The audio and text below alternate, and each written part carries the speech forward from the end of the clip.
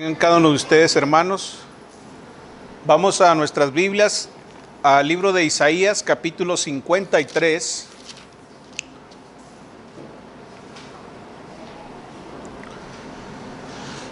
Isaías, capítulo 53, versículos 1 al 3. Isaías, capítulo 53, versículos 1 al 3 dice: ¿Quién ha creído a nuestro anuncio? ¿Y sobre quién se ha manifestado el brazo de Jehová? Subirá cual renuevo delante de él, y como raíz de tierra seca. No hay parecer en él, ni hermosura. Le veremos, mas inatractivo, para que le deseemos. Despreciado y desechado entre los hombres, varón de dolores, experimentado en quebranto, y como que escondimos de él el rostro, fue menospreciado y no lo estimamos. El tema que vamos a estar considerando se titula La verdadera belleza de Jesús. La verdadera belleza de Jesús. En este pasaje que hemos leído se detalla la obra del Mesías, del Cristo. Isaías pinta un retrato de Jesús que es diferente al que producen la mayoría de artistas en el mundo. A menudo Jesús es representado como un modelo sobresaliente. Se lo describe como poseedor de una belleza excepcional. Se le describe con una variedad de características, incluso algunas inhumanas. Lo podemos ver con un halo sobre su cabeza para hacerlo distinguir entre la mayoría de los hombres. Sin embargo, el profeta Isaías dice que no hay parecer en él.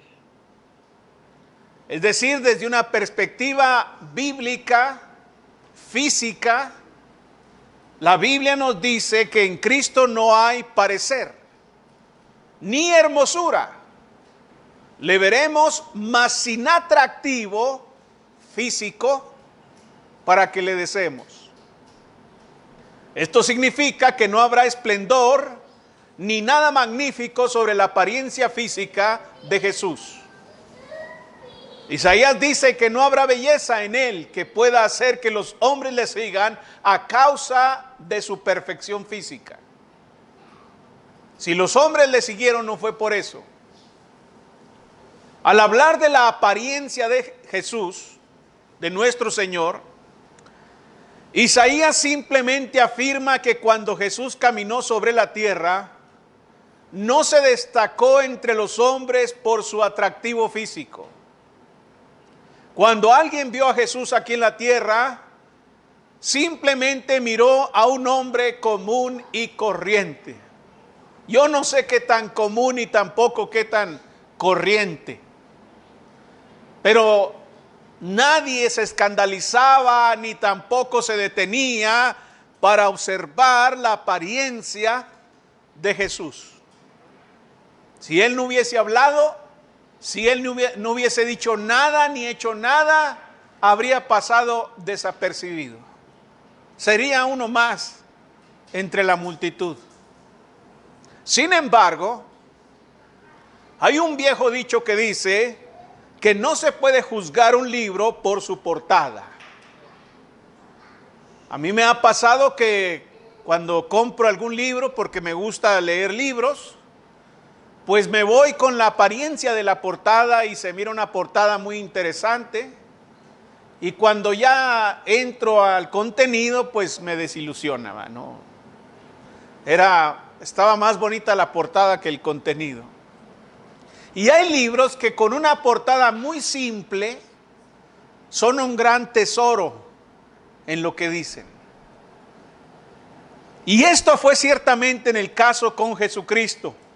Él no fue extraordinario por lo que los hombres vieron, sino por aquello que no pudieron ver, aquello que no se veía a simple vista.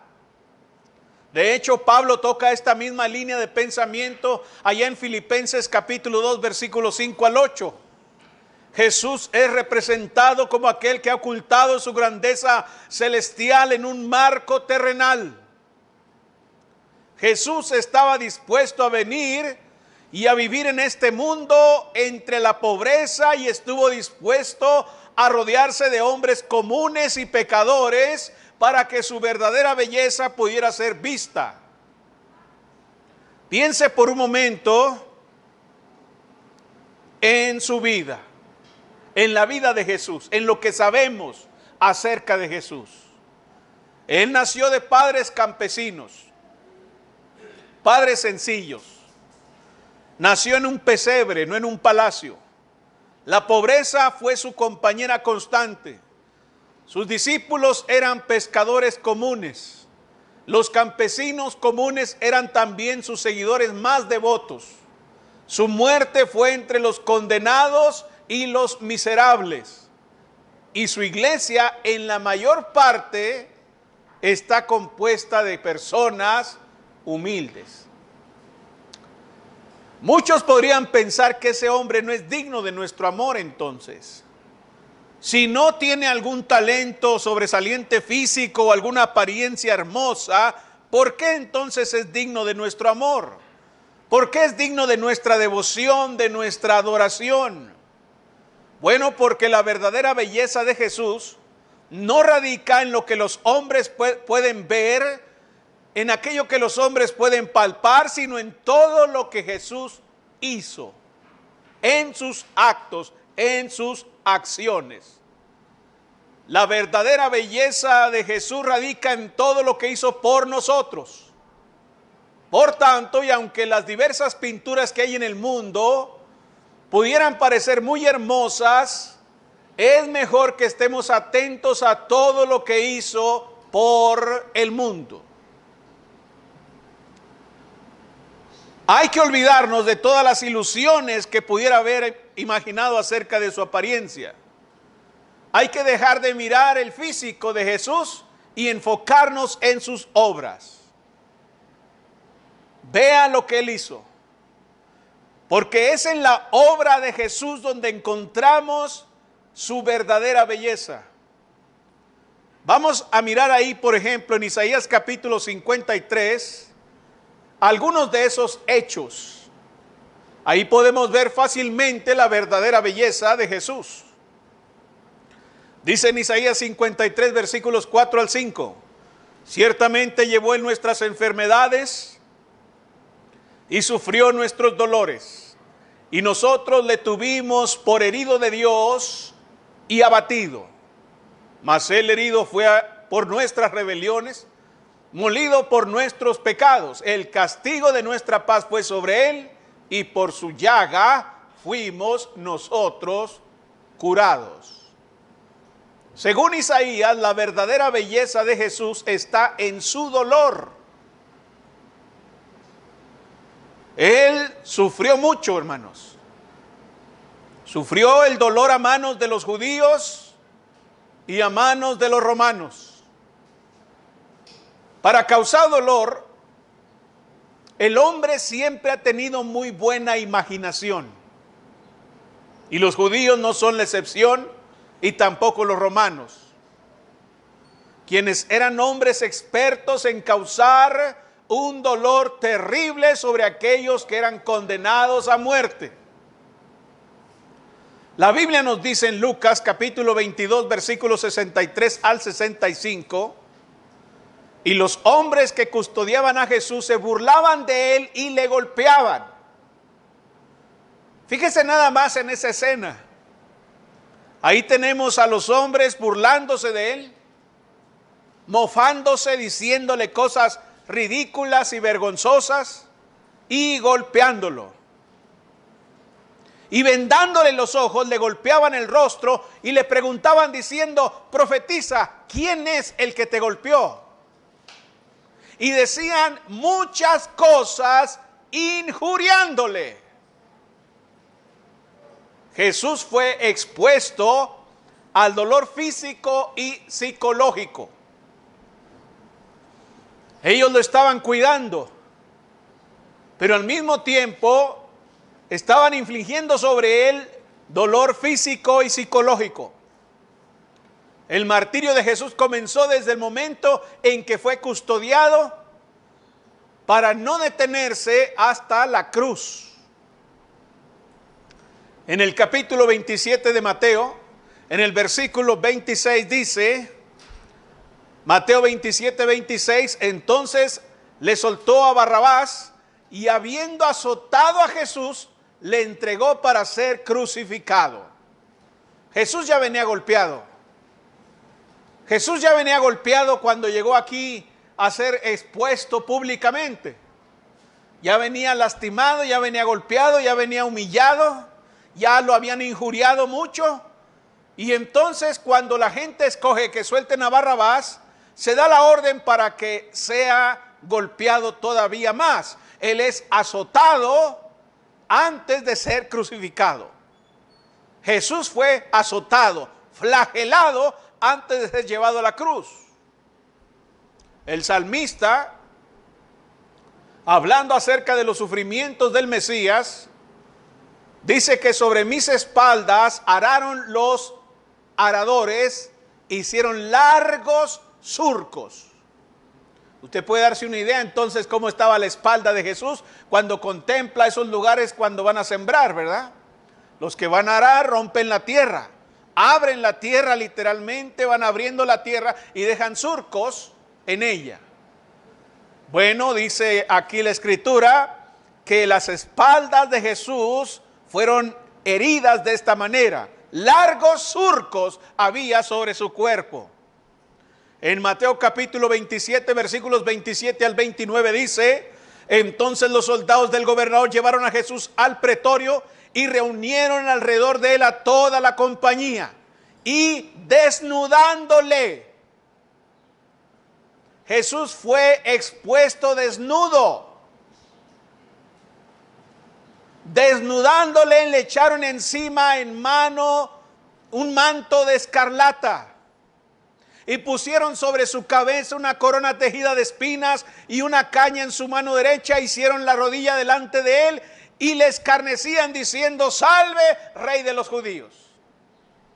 Mis hermanos, estos hombres estaban poniendo toda su inteligencia, todos sus conocimientos para burlarse al máximo de Jesús, para exponerlo al escarnio, a la burla pública. Dice Mateo 27:30 que le escupían el rostro, tomaban la caña y le golpeaban en la cabeza con la corona de espinas.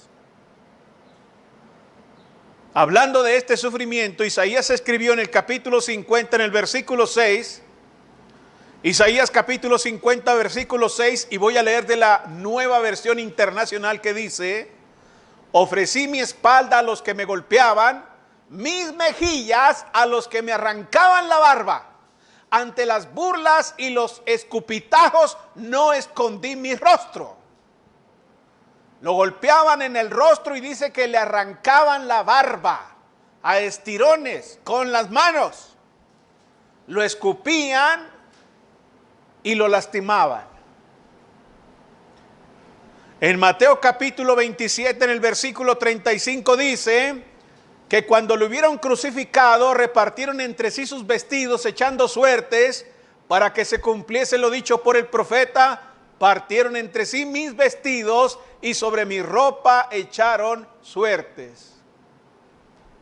Entonces, él sufrió de manera terrible a manos de los romanos y de los judíos. En segundo lugar, él sufrió dolor por la manera en que murió, es decir, la crucifixión misma. Una vez que ha pasado por todas estas cosas que la Biblia nos ha descrito con detalle, llegamos hasta la cruz y ahí encontramos a un hombre sumamente lastimado, sumamente golpeado, bañado en sangre. Era una mole humana. Pero luego la muerte en la cruz es la forma más horrible de ejecución conocida por la humanidad. De hecho, de la palabra crucifixión se deriva otra palabra que es insoportable. Cuando un hombre era crucificado en la cruz, se ejercía una tremenda tensión en las muñecas, los brazos y los hombros. Esto provocaba la dislocación de las articulaciones del hombro y del codo. Los brazos sostenidos hacia arriba y hacia afuera mantenían la caja torácica en una posición en la que no se podía respirar adecuadamente. Eso era una agonía, hermanos, implicaba una agonía terrible. La víctima solo podía tomar respiraciones muy superficiales. Eso explica por qué Jesús habló poco en la cruz. Con el transcurrir del tiempo, los músculos, por la pérdida de sangre, la pérdida de oxígeno y la posición fija del cuerpo, sufrían calambres severos y contracciones espasmódicas. La sofocación fue la última causa de muerte en la cruz. Debido a la posición del cuerpo, los músculos del tórax se contraían, lo que obligaría al moribundo a empujarse contra las uñas de sus pies para levantarse y así poder respirar. Después de un tiempo, la víctima ya no podría levantarse para exhalar y comenzaría a sofocarse. Normalmente la insuficiencia cardíaca debido a la acumulación de líquido resultaba en un paro cardíaco. La muerte de Jesús fue lenta y extremadamente dolorosa. No murió al instante. Fue lento y muy doloroso. Sufrió Jesús a manos de los romanos, a manos de los judíos, y sufrió con el dolor de un cordero redentor. La Biblia dice en Isaías capítulo 53 en el versículo 6: todos nosotros nos descarriamos como ovejas, cada cual se apartó por su camino, mas Jehová cargó en él el pecado de todos nosotros. Mis hermanos, Jesús nunca hizo maldad. Jesús nunca engañó a nadie. Jesús nunca defraudó a nadie. Jesús nunca cometió algún delito por el cual terminara en la cruz. Pero su sacrificio, su dolor, era necesario para hacer posible nuestra expiación, nuestra redención, nuestro perdón. En otras palabras, Jesús no murió nada más porque sí en la cruz del Calvario, sino que mientras estaba sufriendo, mientras estaba derramándose la sangre de Jesús en la cruz, todo eso era necesario para el perdón de nuestros pecados. Ahora vean ustedes el costo que tuvo. Desde que lo estaban custodiando, la golpiza, las humillaciones, la agonía en la cruz, todo eso fue necesario. ¿Para qué?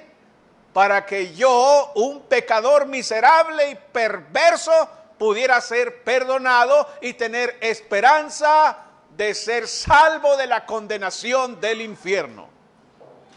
En Isaías capítulo 53 en el versículo 10 dice: con todo eso, Jehová quiso quebrantarlo, sujetándole a padecimiento. Cuando haya puesto su vida en expiación por el pecado, verá linaje, vivirá por largos días y la voluntad de Jehová será en su mano prosperada. Jehová quiso, ¿qué cosa? Quebrantarlo. Y lo sujetó a padecimientos al poner su vida para nuestro rescate, para nuestra expiación.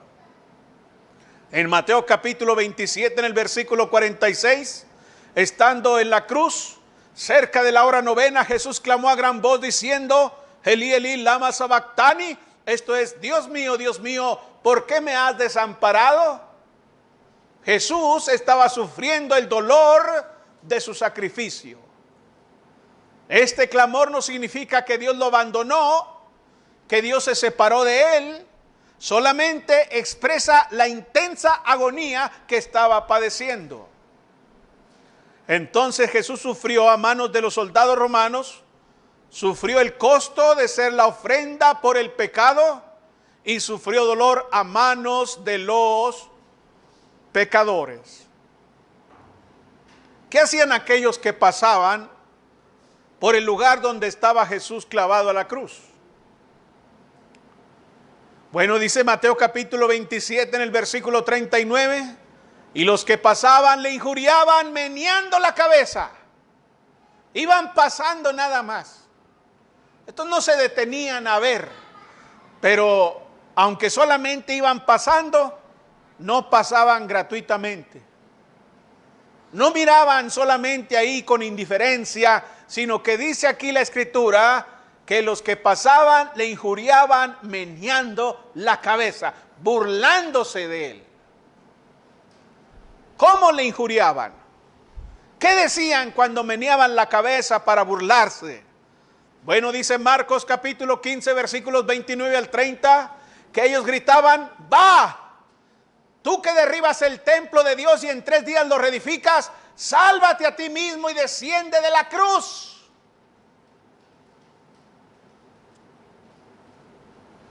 Qué horrible se siente cuando alguien se burla de uno citándolo por algo que dijo uno, ¿verdad?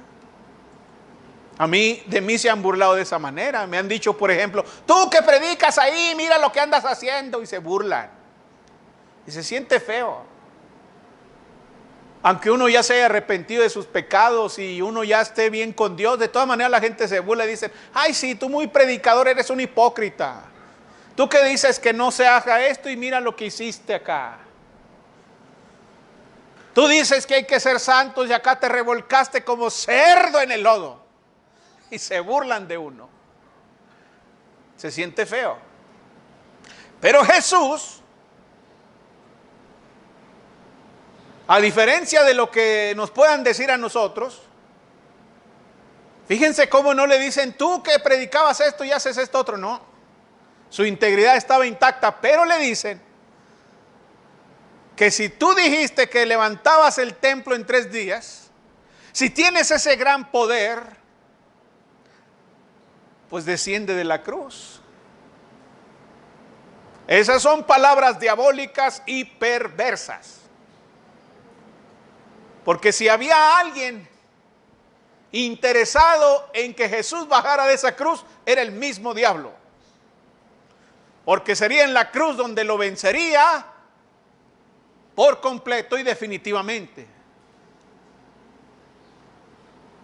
Así como cuando se le dijo allá en las tentaciones: si eres el Hijo de Dios, haz que estas piedras se conviertan en pan. Ahora se le desafía a decir: si tú tienes el poder para hacer esto y esto otro, entonces desciende de la cruz y sálvate.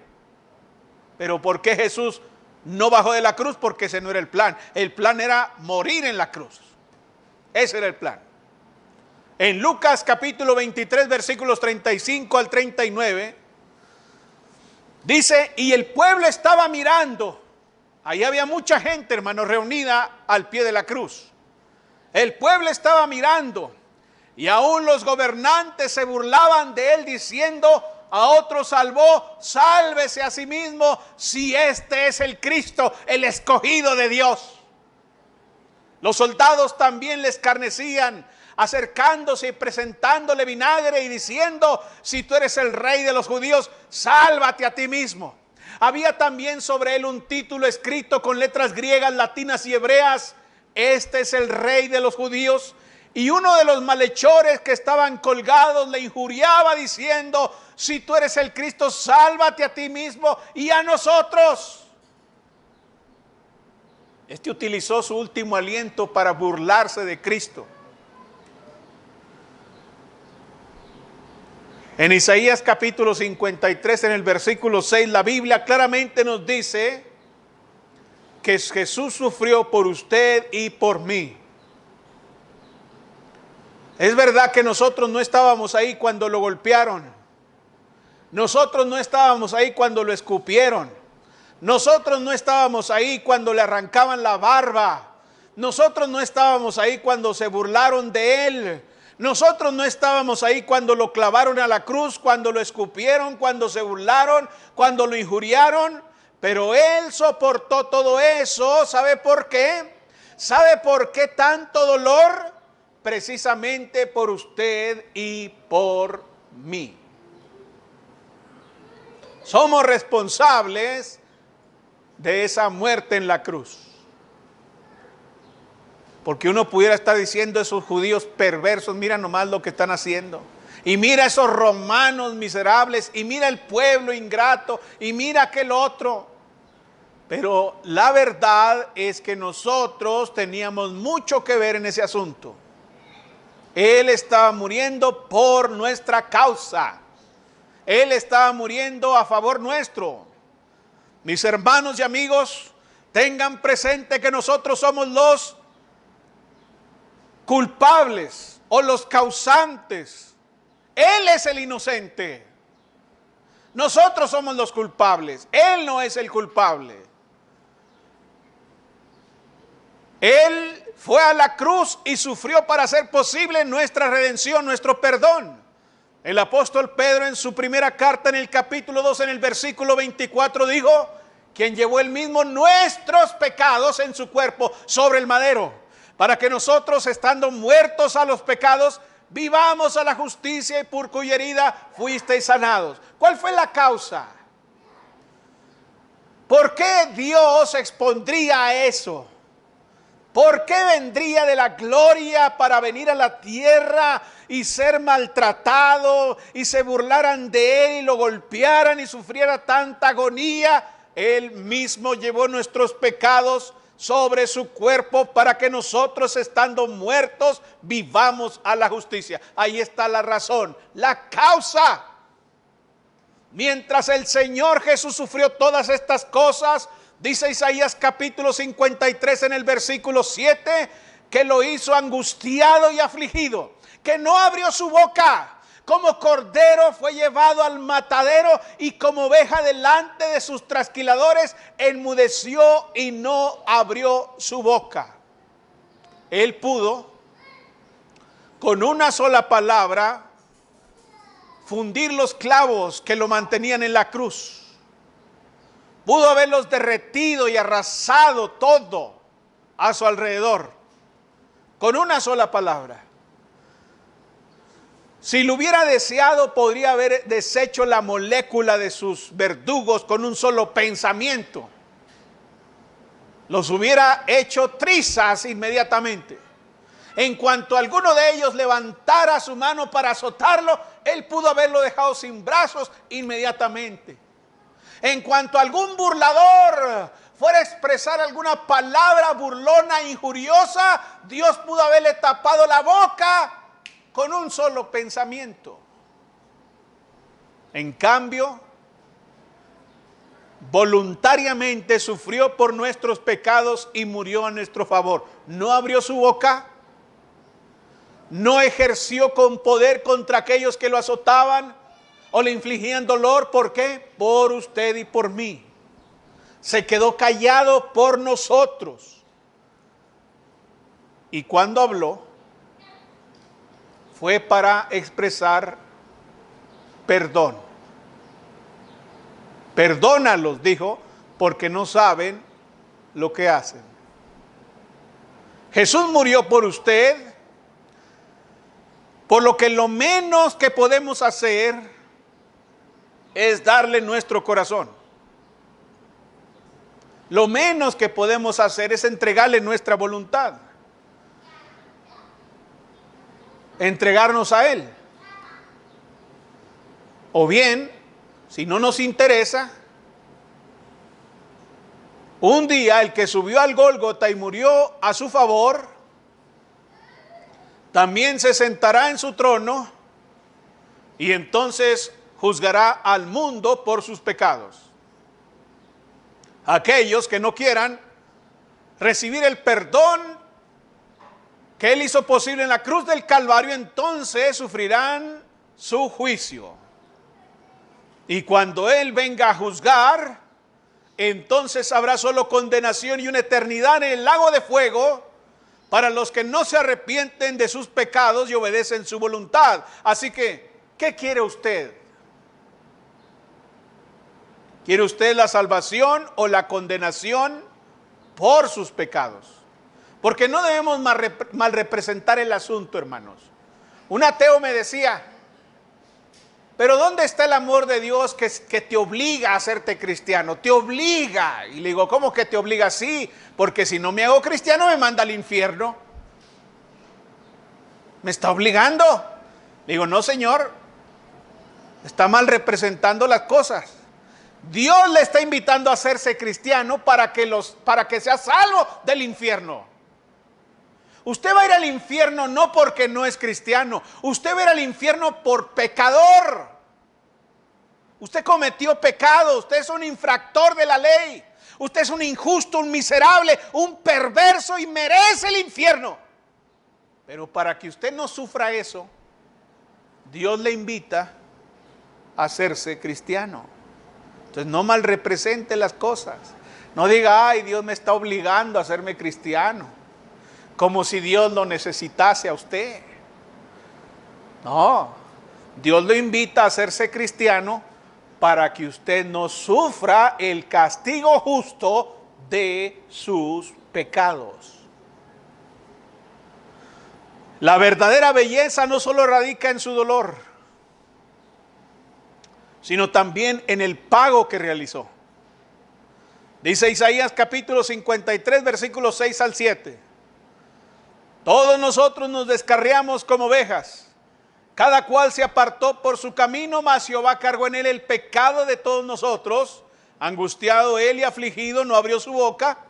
Como cordero fue llevado al matadero, y como oveja delante de sus trasquiladores, enmudeció y no abrió su boca. Fíjense, ahí está. La belleza de Jesús radica en el pago que realizó. Al morir en la cruz, Jesús hizo lo que nadie más podía hacer. Satisfizo las justas demandas de Dios para pagar el pecado. Esto hace posible que en Él el pecador pueda encontrar perdón y salvación. En el Salmo, capítulo 103, versículo 12 dice: cuanto está lejos el oriente del occidente, hizo alejar de nosotros nuestras rebeliones. Fíjese nada más.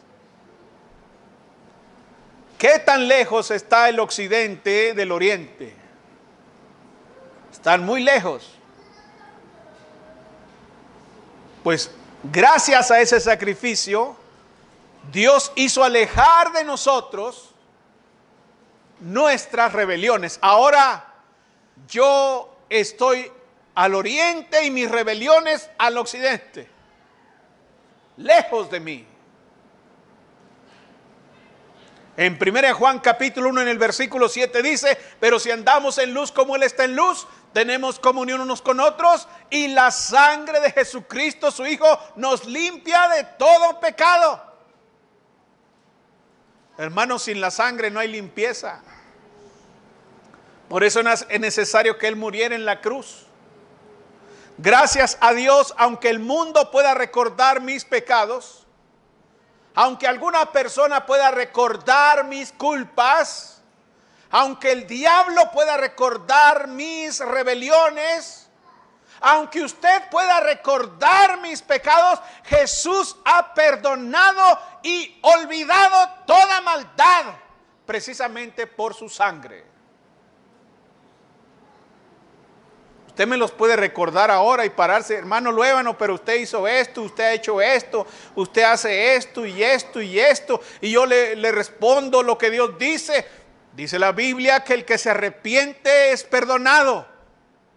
La sangre nos limpia. ¿De qué me habla? Pues es que usted mintió. Así mentí, me arrepentí, Dios me ha perdonado. ¿De qué me está hablando? Porque esa acción perversa ahora está tan lejos de mí como está el occidente del oriente.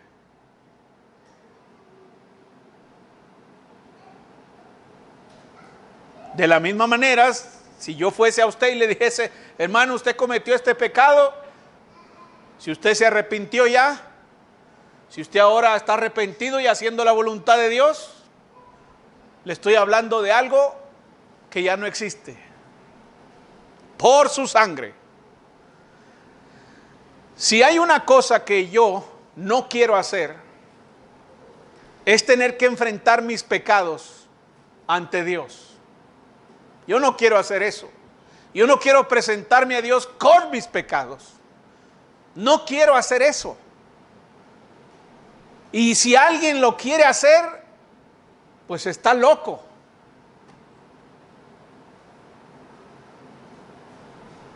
Es una locura eso. Es como presentarse a comprar algo sin dinero. ¿Alguna vez lo han hecho? Yo me parece que fue ayer. Tenía mucha hambre, no había comido en todo el día. Y fui a comprar unos tacos. Salí del hospital y fui a comprar unos tacos. Y estaban los tacos ahí de, usted sabe, ¿no? Tripitas, bistec. Ya hasta me llegó el olor. Y entonces yo le digo, deme una orden de esto y de esto y de esto. Si es posible, una de cada una. Yo me podía comer una vaca porque traía mucha hambre. Y yo veo el precio ahí. Y con el hambre que traía, pues ni podía sumar bien. Y le digo, ¿cuánto va a ser en todo? Junto con el refresco. No, pues va a ser tanto. Y que hago la mano así para sacar la cartera. ¿Y qué cree? Valga. No hay cartera. Entonces veo la otra bolsa. No hay cartera. Las bolsas de enfrente, nada, ni basura. La de aquí, tampoco. Y cuando vi que la señora ya estaba a punto de empezar a guisar ahí, le dije, alto, espérese un momento, oye, espérese un momento. ¿Qué pasó? No traigo dinero. Disculpe, le digo. Qué bueno que quise pagar por adelantado. Imagínese que me hubiera dado los tacos. Imagínese que me los hubiera comido ahí. Ya bien servido, lleno. A ver la cuenta, tanto. Válgame, imagínense qué cosa. Iba a pasar, iba como un abusón, ¿verdad? Esos que llegan y comen y se quieren ir sin pagar. Qué terrible situación. Lo bueno es que dije, primero pago. Y así, ¿verdad? Usted se pasa un alto y lo agarra el tránsito ahí en su cara de él. ¿Usted qué hace? ¿Qué dice? Si el tránsito lo vio pasarse el alto, mira nomás. Usted es culpable. No tiene cara para decir, ¿por qué me para? No tiene cara. Aunque se enoje, usted es culpable. Imagínese presentarse delante del trono de Dios con sus pecados.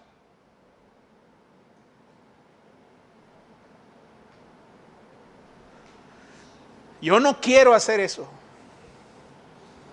Y bendito sea su nombre, porque mis pecados se han ido para siempre y nunca serán recordados por Dios. Aunque sean muy intensos, aunque sean muy intensos, aunque sean muy vergonzosos, aunque sean muy impactantes, aunque sean muy escandalosos, dice la Biblia, que si vuestros pecados fueren rojos, intensos y escandalosos, vendrán a ser como blanca lana, no existirán más. Bendito su nombre, que puedo presentarme delante de Él sin ni un solo pecado miserable y perverso. Puedo presentarme puro ante su presencia. Por eso Juan el Bautista, cuando vio a Jesús, dice, he aquí el Cordero de Dios que quita el pecado del mundo. ¿Lo ven? Lo quita. Él hizo posible que nuestros pecados fueran quitados. Hemos sido redimidos. Hemos sido liberados por su sangre. Ahí está la belleza de Jesús. por su belleza. Somos limpios ahora. Él pagó el costo de esa limpieza. La belleza de Jesús no radica solo en su dolor o en el pago que realizó por nuestra liberación, sino también en el plan, en su plan. En Isaías 53:11, vean el plan, dice: verá el fruto de su aflicción de su alma y quedará satisfecho. Por su conocimiento justificará a mi siervo justo a muchos y llevará las iniquidades de ellos. Ahí está el plan. ¿Cuál es su plan? Justificar a muchos. Ese es el plan. En el corazón de Dios, cuando Él iba a la cruz, estaba ese plan. ¿Cuál es el plan? Justificar a muchos. Hemos visto que Jesús hizo posible nuestro perdón, nos ha perdonado y ha olvidado nuestras iniquidades. Por eso no nos equivocamos al decir que en la mente de Dios nosotros hemos confiado en Jesucristo, nosotros hemos puesto nuestra fe en Él y lo hemos puesto sabiendo que la intención suya, que el plan suyo es justificarnos. Eso es lo que Dios tenía en mente, eso es lo que Él había planeado. Miren lo que dice, 1 Corintios capítulo 6, versículos 9 y 10. Ahí estamos nosotros, ahí. Ahí están los hombres, la humanidad. 1 Corintios 6, 9 al 10. ¿No sabéis que los injustos no heredarán el reino de Dios? No erréis, ni los fornicarios, ni los idólatras, ni los adúlteros, ni los afeminados, ni los que se echan con varones, ni los ladrones, ni los avaros, ni los borrachos, ni los maldicientes, ni los estafadores heredarán el reino de Dios. ¿Leyeron con atención? Mientras el hombre es culpable de pecado, es imposible que pueda aspirar siquiera a entrar al cielo.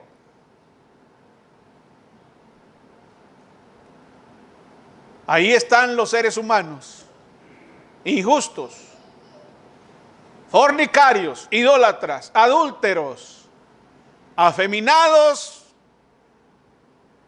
y homicidas. Los que se echan con varones, ladrones, avaros, borrachos, maldicientes y estafadores. Ahí estamos nosotros. Ahora nos sentimos muy fifís, pero ahí está, de ahí venimos. Esa era nuestra condición. Sucios, miserables, apestosos, putrefactos. Así era nuestra vida, asquerosa y miserable delante de los ojos de Dios. Vea qué tan sucio podemos ser. Vea qué tan asquerosos nos convertimos. Dios nos hizo limpios, nos hizo puros, radiantes espiritualmente hablando, pero nos convertimos en cosas sucias, asquerosas y perversas. Monstruos espirituales, negros de alma, corazón duro, malvados. Eso es lo que es el hombre, aunque se vea muy limpio y muy perfumado, aunque reciba placas de buena conducta en la sociedad, la triste realidad es que es un miserable, corrupto y perverso delante de Dios, muerto y desnudo, miserable. Así es el hombre. Y así estábamos nosotros.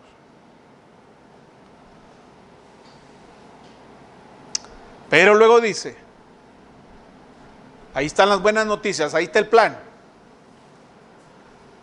Y esto es algunos. Algunos hermanos ahí en Corinto eran injustos, otros eran fornicarios, otros eran idólatras, adúlteros, afeminados, algunos se echaban con varones y se sentían orgullosos por eso.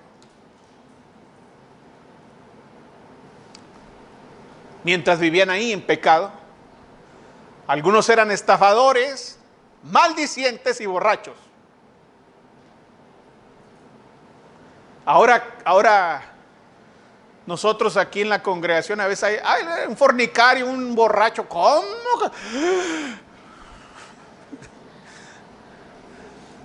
Entra aquí, imagínese que entre aquí un narcotraficante que mató gente y que descuartizó personas, que entre aquí, ay, ni lo saludes, ni te acerques a él. ¿Quién sabe qué clase de persona será?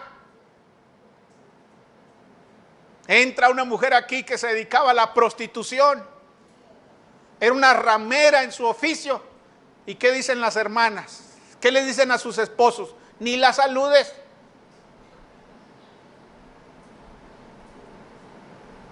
Ni te le arrimes.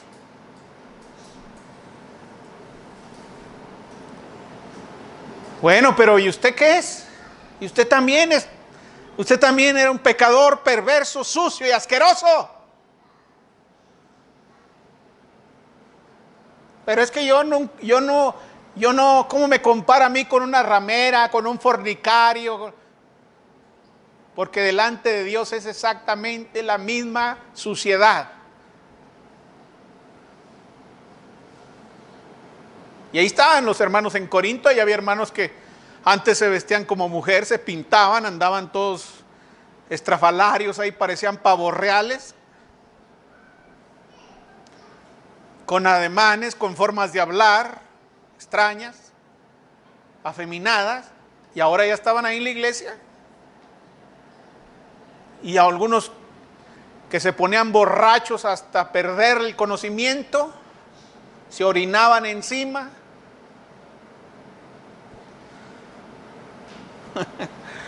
Bueno, yo no sé si todos los borrachos se orinan encima, ¿va? Pero he visto algunos que se orinan encima y están tirados ahí en la calle y viene un carro y no se mueven. Mejor los perros se quitan. Los perros se quitan y el borracho no. El borracho hasta le busca pleito al carro.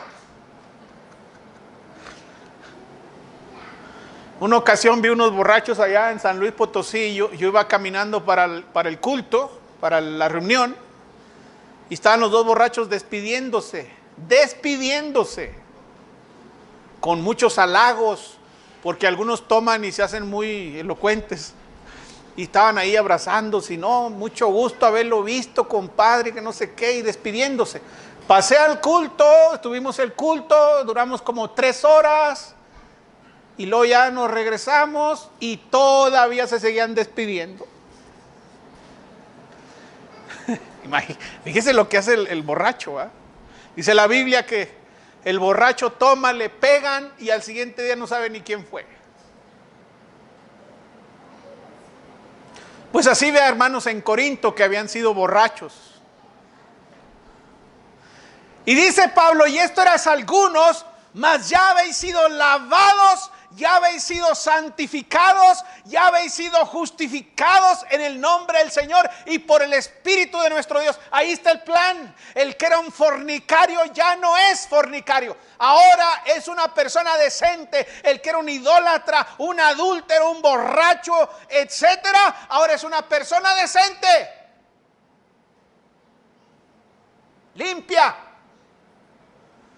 Y aunque usted vaya y le diga, oiga, pero usted era esto y esto y esto y esto. Sí, yo era lo peor. Era lo peor. Pero Dios ya no se acuerda de eso.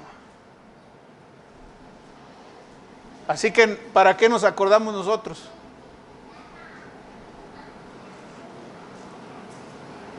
Ese es el plan. Erais. Ahí entra la justificación. Cuando Dios nos justifica, erais. Cuando Dios le justifica, usted era. Usted ya no es. Mientras usted no se arrepiente de su pecado, usted es un fornicario, un borracho, un avaro, un miserable. Pero cuando se arrepiente de su pecado y recibe la sangre de Cristo sobre su alma, entonces usted era. Ahí está la justificación. Ese es el plan de Dios.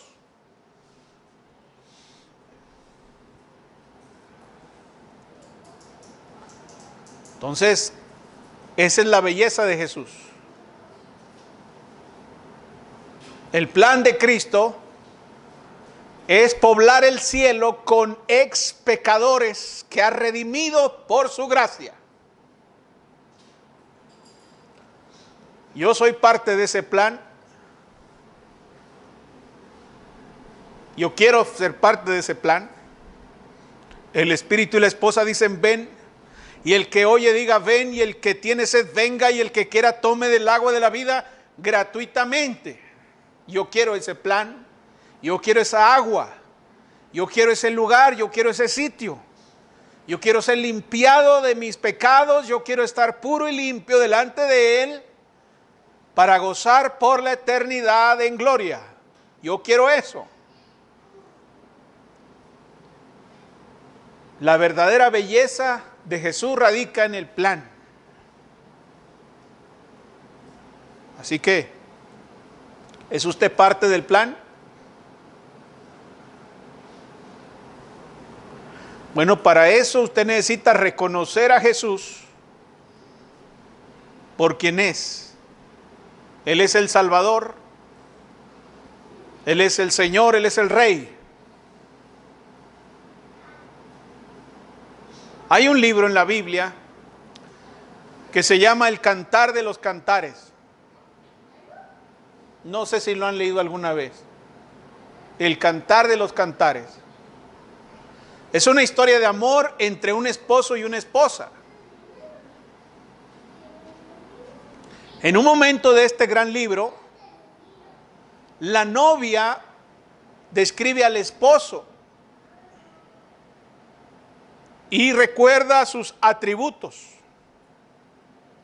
Atributo tras atributo, en un esfuerzo por describir completamente la belleza del esposo, encontramos expresiones poéticas en ese libro. Y él, en el libro, agotando la retórica, las metáforas y el vocabulario, simplemente dice: Él es todo un encanto. Dice el capítulo 5 en el versículo 16. Ahí está la verdadera belleza de nuestro Señor. Podríamos pasar días hablando de todo lo que Él es para usted y para mí. Sin embargo, cuando resumimos todo, solo tendríamos que decir que Él es encantador, atractivo. Su verdadera belleza no se encuentra en las apariencias físicas. No está ahí mientras caminaba en este mundo. Es más, si pudiéramos verlo caminar ahora mismo, no lo reconoceríamos. Si llegara a nuestra casa y solamente tocara y se parara allá afuera, quizás lo echaríamos de ahí. O diríamos: ¿usted quién es? ¿Qué quiere? Yo no sé cómo recibe usted a los que tocan.